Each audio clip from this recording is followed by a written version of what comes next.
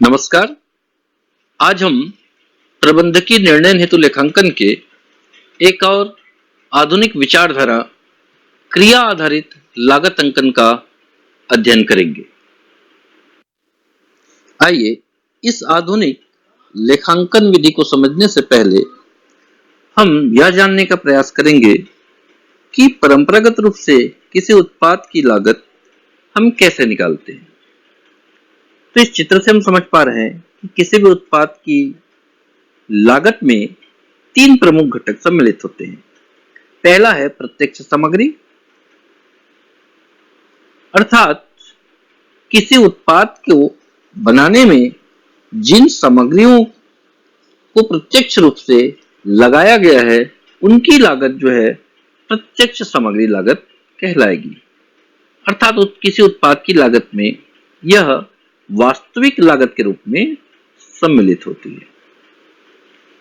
दूसरा घटक है प्रत्यक्ष श्रम, अर्थात जो कच्चे माल है उसको उत्पाद के रूप में परिवर्तित करने में जिन प्रक्रियाओं को किया जाता है उसमें लगने वाले श्रम की लागत को हम प्रत्यक्ष श्रम लागत कहते हैं।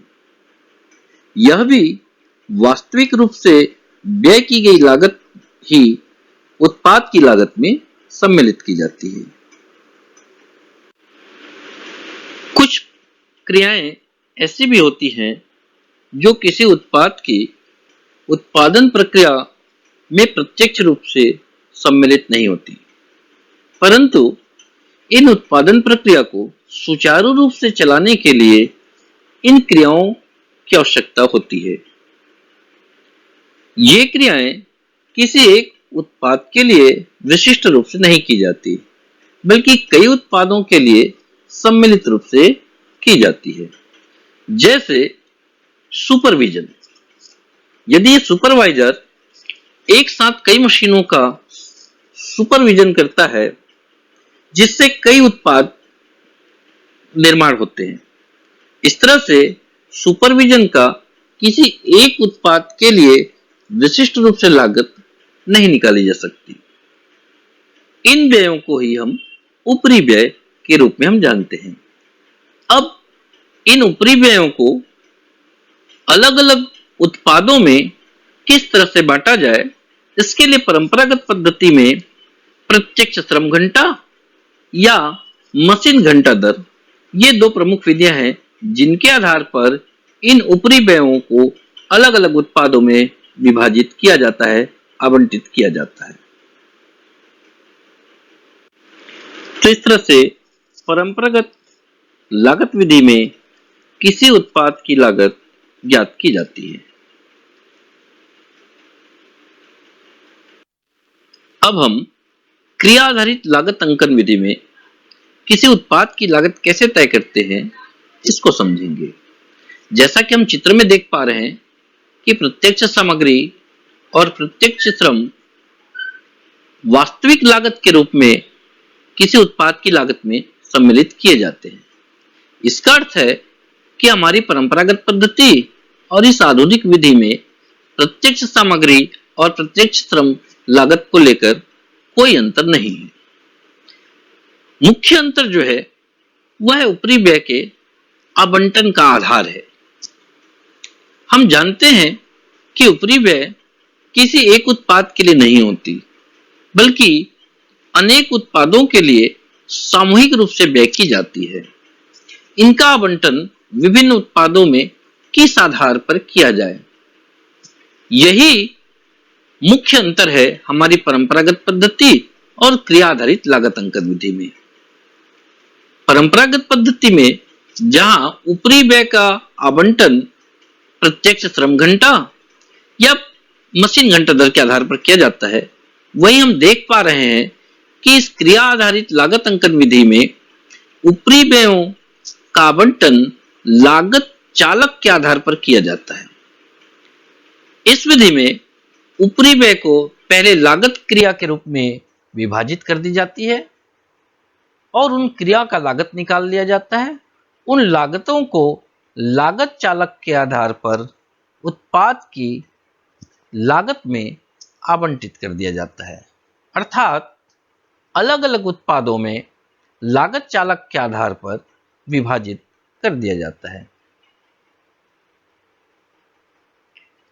हमने क्रिया आधारित लागत अंकन में किसी उत्पाद की लागत कैसे तय करते हैं, इसको हमने जाना है।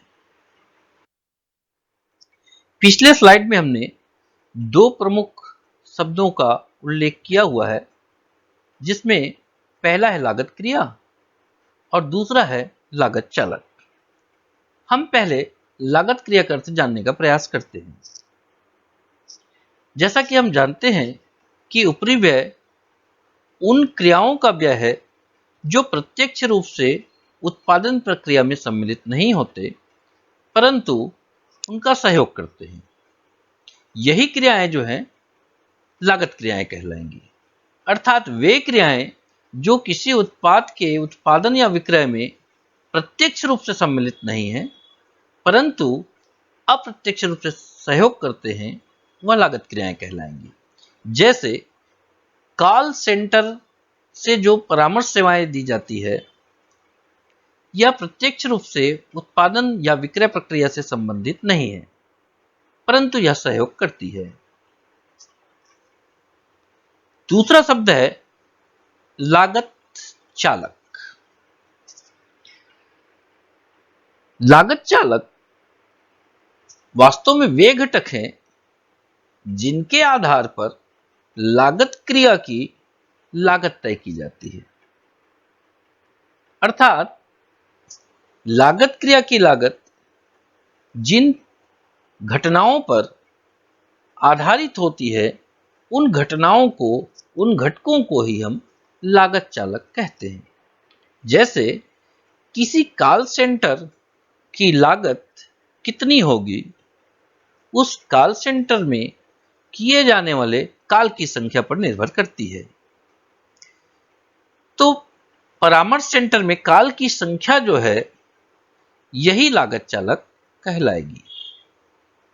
इसी तरह से एक उदाहरण और हम दे सकते हैं कि निरीक्षण क्रिया की लागत निरीक्षण की संख्या पर निर्भर करती है, तो निरीक्षण की संख्या जो है वह लागत चालक कहलाएगी। पिछले स्लाइड में हमने लागत क्रिया और लागत चालक के संबंध में हमने जाना है। इस स्लाइड में कुछ लागत क्रियाओं और उससे संबंधित लागत चालकों की सूची यह दी गई है। इसमें जो महत्वपूर्ण बिंदु है, इसको हम चर्चा करेंगे कि कभी-कभी किसी एक क्रिया के अनेक लागत चालक हो सकते हैं। जैसे यहां पर हम देख पा रहे हैं कि सामग्री प्राप्ति लागत, इस क्रिया की जो लागत है, इसके आवंटन के लिए हम एक से अधिक लागत चालक का उपयोग कर सकते हैं। जैसे प्रेषित आदेश की मात्रा, अर्थात सामग्री प्राप्ति की लागत जो है, उसको जितने आदेश प्रेषित किए गए हैं, उनकी मात्रा के आधार पर विभाजन किया जा सकता है। साथ ही साथ मदों या उपकरणों की संख्या, अर्थात जिस उत्पाद में जितने मद या उपकरणों की आवश्यकता रही है, उपयोग किया गया है, उसके आधार पर भी हम सामग्री प्राप्ति लागत क्रिया का हम विभाजन कर सकते हैं।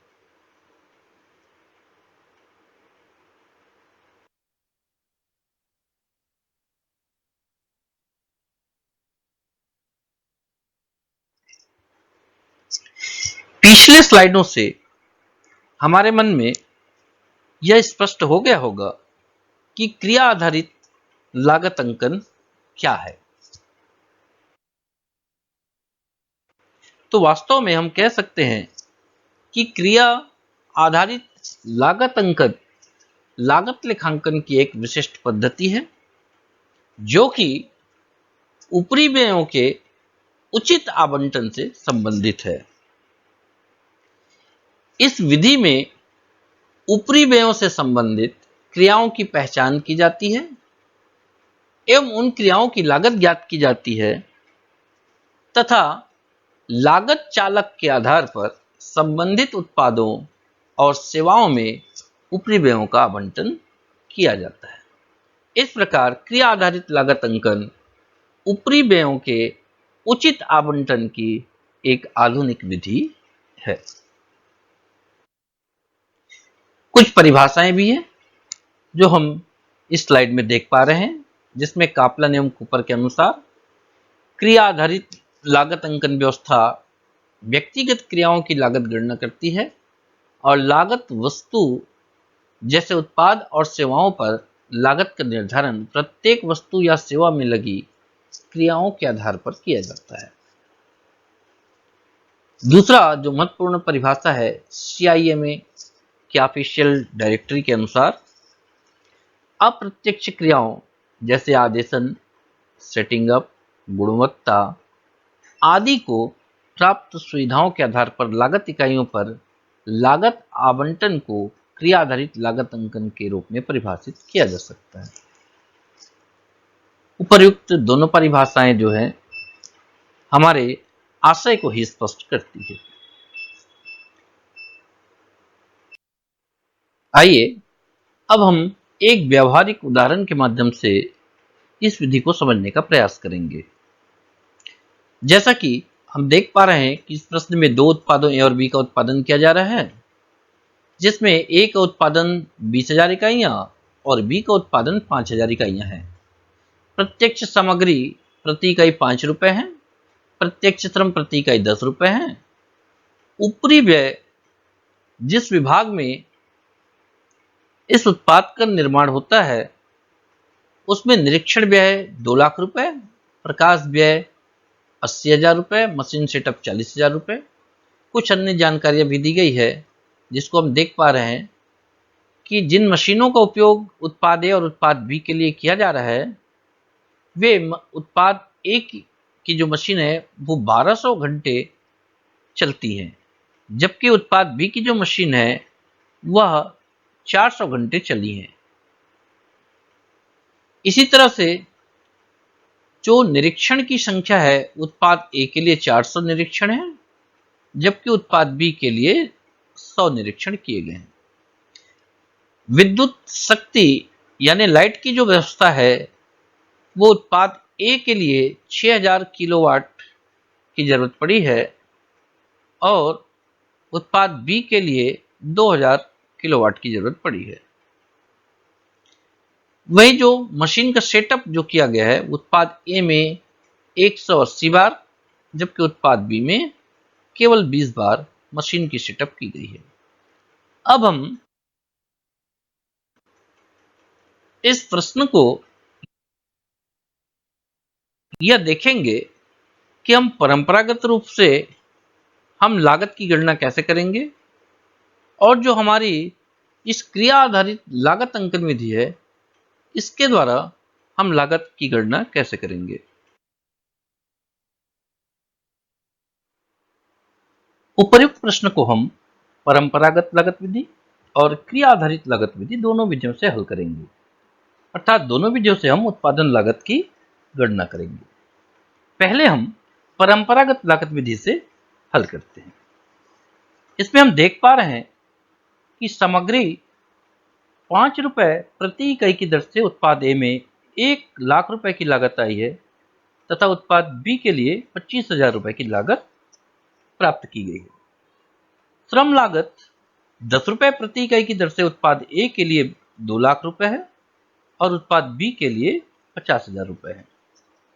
ऊपरी व्यय का विभाजन हम देख पा रहे हैं कि 200 रुपए प्रति मशीन घंटा दर से उत्पाद ए के लिए 2,40,000 रुपए और उत्पाद बी के लिए 80,000 रुपए आई हुई है। अब प्रश्न यह है कि यह 200 रुपए प्रति मशीन घंटा की दर कहां से आई हुई है, तो इसके लिए नीचे गणना की गई है जिसको हम देखते हैं। प्रश्नानुसार कुल निरीक्षण व्यय 2 लाख रुपए है, कुल प्रकाश व्यय 80,000 रुपए है और मशीन सेटअप व्यय 40,000 रुपए है। इस तरह से उत्पाद ए और उत्पाद बी दोनों के लिए संयुक्त रूप से कुल ऊपरी व्यय 3,20,000 रुपए है। इसी तरह से प्रश्नानुसार मशीन उत्पाद ए के लिए जो मशीन है वो 1200 घंटे चली है तथा उत्पाद बी के लिए जो मशीन है वो 400 घंटे चली है। इस तरह से कुल मशीन का जो संचालन समय है वो 1600 घंटे होते हैं। अब मशीन घंटा दर की गणना करते हैं तो कुल ऊपरी व्यय 3,20,000 रुपए में कुल मशीन जो समय है 1600 रुपए का भाग देने पर 200 रुपए प्राप्त होते हैं। यही मशीन घंटा दर है। अब हम क्रिया आधारित लागत विधि से उत्पादन लागत ज्ञात करेंगे। इसमें हम देख पा रहे हैं कि सामग्री और श्रम की लागत जो है परंपरागत लागत पद्धति की तरह ही उत्पाद ए के लिए 1,00,000 और 25,000 रुपए है। वहीं श्रम की लागत 10 रुपए की दर से 2,00,000 और उत्पाद बी के लिए 50,000 रुपए है। अब हम देखेंगे कि यहां पर ऊपरी व्ययों का विभाजन क्रियाओं के आधार पर किया गया है, जो कि निरीक्षण क्रिया है, प्रकाश क्रिया है और मशीन सेटअप क्रिया है। हम यह भी देख पा रहे हैं कि निरीक्षण व्यय जो है वो 400 रुपए की दर से, प्रकाश व्यय है वो 10 रुपए की दर से और मशीन सेटअप जो है वो प्रति सेटअप 20 रुपए की दर से ऊपरी व्ययों का विभाजन किया गया है। अब यह दर कैसे प्राप्त किया गया है इसको नीचे गणना में बताई गई है, जिसका हम अध्ययन करते हैं। प्रश्नानुसार कुल निरीक्षण व्यय जो है वो 2,00,000 रुपए है। इसी तरह से प्रश्न में कहा गया है कि कुल निरीक्षणों की संख्या जो है वो दोनों उत्पाद ए और बी के लिए मिला करके 500 है। इस तरह से 2,00,000 में 500 का भाग देने पर 400 रुपए प्रति निरीक्षण आएंगे। यही दर निरीक्षण व्यय में लिया गया है। इसी तरह से कुल प्रकाश व्यय उत्पाद ए और बी के लिए 80,000 रुपए है, जबकि उत्पाद ए और उत्पाद बी के द्वारा जो विद्युत किलोवाट में उपयोग की गई है वह 8,000 है। इस तरह से 80,000 में 8,000 का भाग देने पर 10 रुपए प्रति किलोवाट की दर आएगी, जिसका उपयोग प्रकाश व्यय के आवंटन के लिए किया गया है। इसी तरह से मशीन सेटअप क्रिया की कुल लागत 40,000 रुपए है, जबकि मशीन सेटअप की संख्या उत्पाद ए और बी दोनों को मिलाकर के 200 है। 40,000 में 200 का भाग देने पर 20 रुपए प्रति सेटअप आएगी, जिसका उपयोग हम देख रहे हैं कि मशीन सेटअप व्यय को आवंटन करने के लिए किया गया है। इस तरह से प्रति इकाई लागत दोनों विधियों में प्राप्त की गई है। अब हम देखते हैं कि परंपरागत लागत विधि में प्रति इकाई लागत उत्पाद ए के लिए 20 रुपए आई हुई है, जबकि क्रिया आधारित लागत विधि में उत्पाद ए के लिए प्रति इकाई लागत 27 रुपए 80 पैसे आई हुई है। इस तरह से दोनों में 7 रुपए 80 पैसे का अंतर है, जो कि बहुत ही महत्वपूर्ण है। इसी तरह से परंपरागत लागत विधि में उत्पाद बी के लिए प्रति इकाई लागत 31 रुपए आई हुई है, जबकि क्रिया आधारित लागत अंकन विधि में उत्पाद बी के लिए प्रति इकाई लागत 27 रुपए 80 पैसे आई हुई है। इसमें भी महत्वपूर्ण अंतर हमको दिखाई पड़ता है। इस तरह से हम देखेंगे कि जहां परंपरागत लागत विधि में ऊपरी व्यय का विभाजन संयुक्त रूप से मशीन घंटा दर के आधार पर किया गया है, तो वहीं क्रिया आधारित लागत विधि के अंतर्गत ऊपरी व्ययों को निरीक्षण, प्रकाश और मशीन सेटअप क्रिया में बांटकर ऊपरी व्ययों का आवंटन किया गया है। इस तरह से क्रिया आधारित लागत विधि के अंतर्गत जो हमको उत्पादन लागत प्राप्त हुई है वो ज्यादा शुद्ध प्रतीत होते हैं। अब हम क्रिया आधारित लागत अंकन के उन चरणों का अध्ययन करेंगे जिसके माध्यम से किसी उत्पाद की लागत की गणना की जाती है। इसमें पहला स्टेप है क्रिया समूहों का चयन, अर्थात जिस उत्पाद की उत्पादन लागत की गणना हम करना चाहते हैं उसके उत्पादन प्रक्रियाओं में सहायक क्रियाओं का चयन हम सबसे प्रथम स्टेप में करते हैं। जैसे सामग्री आदेशन क्रिया हो सकती है, निरीक्षण क्रिया हो सकती है, गुण नियंत्रण क्रिया हो सकती है आदि। क्रिया समूह के चयन के पश्चात हम दूसरे स्टेप में उन क्रिया समूह से संबंधित लागतों का संचयन करते हैं। अर्थात जिस क्रिया का चयन हमने किया है उस क्रिया में कौन कौन सी लागतें की गई है, इनका हम एकत्रीकरण दूसरे स्टेप में करते हैं। तीसरा स्टेप है संबंधित लागत चालकों का निर्धारण। जैसा कि हमने पूर्व में ही जाना है कि एक क्रिया से संबंधित एक से अधिक लागत चालक हो सकते हैं। उनमें से कौन सी लागत चालक सर्वाधिक उपयुक्त है, इसका चयन करना तीसरे स्टेप की महत्वपूर्ण बिंदु है। जैसे निरीक्षण क्रिया की लागत के लिए निरीक्षकों की संख्या और निरीक्षण की संख्या, यह दोनों लागत चालक हो सकते हैं। इनमें से किस लागत चालक का चयन करना उपयुक्त होगा, यह अलग अलग परिस्थितियों पर निर्भर करता है। इस प्रकार तीसरे चरण में हम लागत चालकों का निर्धारण जो है करते हैं। चौथी जो प्रक्रिया है, चौथा जो चरण है, वह है लागत की दर ज्ञात करना। इस प्रक्रिया में हम क्रिया की जो लागत इकट्ठी की गई है उसमें लागत चालक की संख्या का भाग देकर लागत की दर हम ज्ञात कर लेते हैं। यह बहुत ही महत्वपूर्ण चरण है क्योंकि इसी के आधार पर अलग अलग उत्पादों में लागत का आवंटन किया जाता है।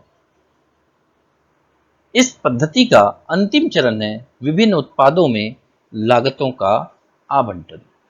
अलग अलग उत्पादों में लागत चालक का जितनी मात्रा में उपयोग किया गया है उसके आधार पर जो दर निकाली गई है उसके आधार पर हम विभिन्न उत्पादों में ऊपरी व्यय का आवंटन करते हैं।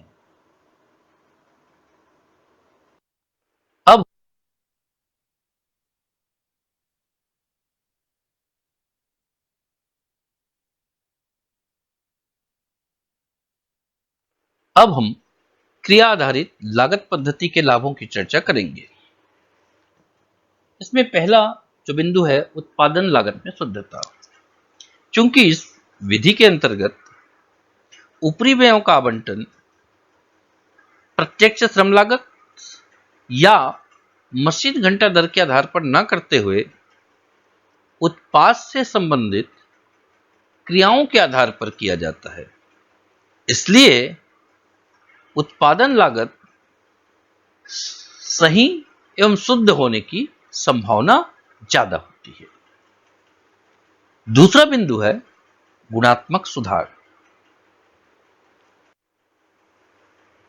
क्योंकि इस प्रक्रिया में प्रत्येक क्रिया से संबंधित लागतों का संचयन अलग से किया जाता है और उसका विश्लेषण भी किया जा सकता है, जिससे प्रत्येक क्रिया की क्या स्थिति है और उसमें क्या सुधार की आवश्यकता है, इसका अनुमान भी लगाया जा सकता है। इस तरह से यह विधि गुणात्मक सुधार को भी प्रोत्साहित करती है। तीसरा बिंदु है अपव्ययों पर रोक। चूंकि प्रबंधन द्वारा एक अनुमानित बजट प्रत्येक क्रिया के लिए आवंटित की जाती है और इस विधि में प्रत्येक क्रिया की लागत अलग से ज्ञात की जाती है। इस तरह से अनुमानित व्यय और जो वास्तविक व्यय है इसकी तुलना करने पर अपव्ययों की जानकारी हमको प्राप्त हो जाती है और इस तरह से हम अपव्ययों पर एक प्रभावपूर्ण रोक लगा सकते हैं। चौथा बिंदु है ऊपरी व्ययों पर नियंत्रण। चूंकि इस पद्धति के अंतर्गत ऊपरी व्ययों से संबंधित विभिन्न क्रियाओं की एवं संबंधित लागतों का निर्धारण किया जाता है, इस तरह से ऊपरी व्यय के संबंध में विस्तृत जानकारी विभिन्न पहलुओं से प्राप्त होती है, जिससे ऊपरी व्ययों पर एक प्रभावी नियंत्रण लगाया जा सकता है। पांचवा बिंदु है प्रबंधकीय निर्णयों में सहायक। चूंकि इस विधि के अंतर्गत उत्पादन के लागत से संबंधित सटीक एवं सही जानकारी प्रबंध को प्राप्त होती है, जिससे प्रबंध किसी उत्पाद के संबंध में सही निर्णय लेने में सफल होते हैं। छठवां बिंदु है निष्पादन मापन में सुविधा। प्रत्येक क्रिया की एक प्रमाप तय की जाती है और इस विधि द्वारा उस क्रिया की लागत की गणना की जाती है। इस तरह से तय की गई प्रमाप और प्राप्त लागत, इसकी तुलना से हम निष्पादन मापन आसानी से हम कर सकते हैं। सातवां बिंदु है डिजाइन में सुधार। क्योंकि जैसा कि हमने बार बार उल्लेख किया है कि इस विधि में डिजाइन क्रिया की लागत का भी अलग से लेखा जोखा रखा जाता है, जिससे यदि डिजाइन की लागत यदि ज्यादा हो या डिजाइन में कोई खराबी हो तो इस विधि के माध्यम से उसमें सुधार की आवश्यकता का अनुमान लगाया जा सकता है। इस तरह से डिजाइन में भी सुधार होती है। अंतिम बिंदु है वह है उत्पादन संसाधनों का सर्वोत्तम उपयोग। इस विधि के अंतर्गत अप्रयुक्त संसाधनों तथा अप्रयुक्त क्षमता का भी लेखा रखा जाता है, जिससे कि जो हमारे उत्पादन संसाधन है इसका सर्वोत्तम उपयोग संभव होता है। इस प्रकार हमने क्रिया आधारित लागत पद्धति के विभिन्न लाभों की चर्चा यहाँ पर की है। जहां इस विधि में अनेक हमको लाभ दिखाई पड़ते हैं, वहीं इस पद्धति की कुछ सीमाएं भी हैं, जिनको जानना हमारे लिए बहुत ही आवश्यक है। इसमें पहला है जटिल पद्धति। हम जानते हैं कि इस विधि के अंतर्गत ऊपरी व्यय से संबंधित विभिन्न क्रियाओं का लागत अलग अलग हमको उसका संचयन करना पड़ता है, इसलिए इसकी संख्या बहुत अधिक हो सकती है और उनका लागत का संधारण करना भी बहुत कठिन समस्या होती है। इसलिए इस पद्धति को काफी जटिल मानी जाती है, जो इसकी एक कमी है। दूसरा है अधिक खर्चीली। जैसा कि हमने अभी कहा कि इसमें अलग अलग क्रियाओं के अलग अलग लागतों का संचयन अलग अलग किया जाता है। इसके लिए बहुत ज्यादा तकनीकों की भी आवश्यकता होती है। इसी तरह से श्रम की भी ज्यादा आवश्यकता होती है, श्रमिकों की भी, कर्मचारियों की भी ज्यादा आवश्यकता होती है, जिन पर अधिक खर्च की आवश्यकता होती है। इस तरह से यह पद्धति अधिक खर्चीली मानी जाती है। तीसरा, इस पद्धति के अंतर्गत अल्पकालिक और दीर्घकालिक ऊपरी व्यय में कोई अंतर नहीं किया जाता, अर्थात उनको समान प्रभाव का मानते हुए उनको क्रियाओं में विभाजित किया जाता है और उनका आवंटन किया जाता है, जो कि सैद्धांतिक रूप से सही नहीं है। चौथा जो बिंदु है लागत चालकों के सही चयन पर निर्भर। जैसा कि हमने अध्ययन किया है कि एक ही क्रिया के एक से अधिक लागत चालक हो सकते हैं, इसलिए किस लागत चालक का चयन किया जाए यह एक समस्या होती है। यदि गलत लागत चालक का चयन कर लिया जाए तब फिर आवंटन जो है वो त्रुटिपूर्ण होगा और उत्पादन की लागत गलत आएगी, जो कि इस पद्धति की एक कमी है। अगला बिंदु है अधिक समय की आवश्यकता। हमने बार बार चर्चा किया है कि इसमें कागजी कार्रवाइयां और आंकड़ों का संचयन बहुत अधिक समय लेता है, इसलिए यह पद्धति सभी संस्थानों के लिए उपयुक्त नहीं है। अंतिम जो इसकी सीमा है कि यह पद्धति जो है पूर्व में हो चुकी व्ययों से संबंधित है, अर्थात आगे अनुमानित व्यय क्या होंगे, अनुमानित लागत क्या होगी, इसका कोई भी सुझाव या कोई भी निष्कर्ष यह प्रस्तुत नहीं करती है, जो कि इसकी एक कमी है। इस तरह से हमने आज क्रिया आधारित लागत विधि का अध्ययन किया है और निश्चित रूप से मुझे लगता है कि यह पद्धति आधुनिक लेखांकन पद्धति का एक महत्वपूर्ण विचार है और आगे इसमें और सुधार की आवश्यकता है। धन्यवाद।